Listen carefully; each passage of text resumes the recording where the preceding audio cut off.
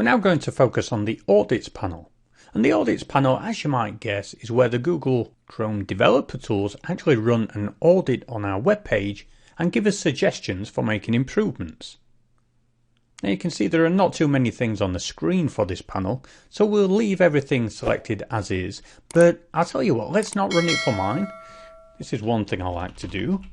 Let's just go to Google. We'll have a look at what their developer tools suggest for their own homepage.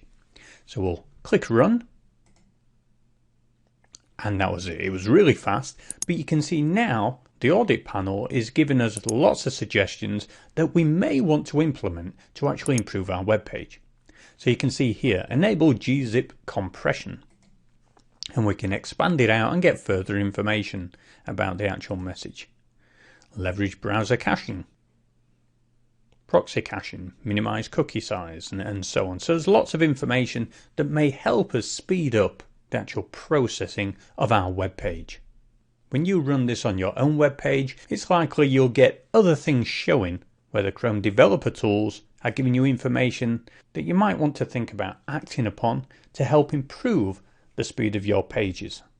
A very common thing that you'll see is specifying image dimensions. Quite often when we have images on our web pages, we don't always specify the width and height, and here you can say exactly the same thing. A width and height should be specified for all images in order to speed up the page display.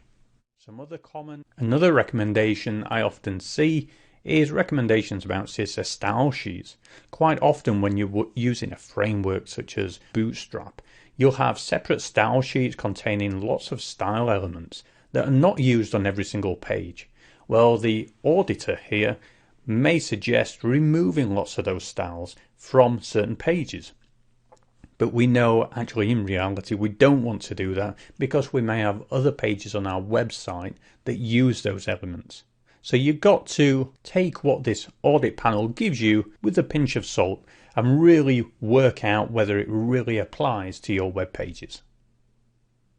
Let's leave the audits panel there, and the next thing we'll do is take a look at the console panel.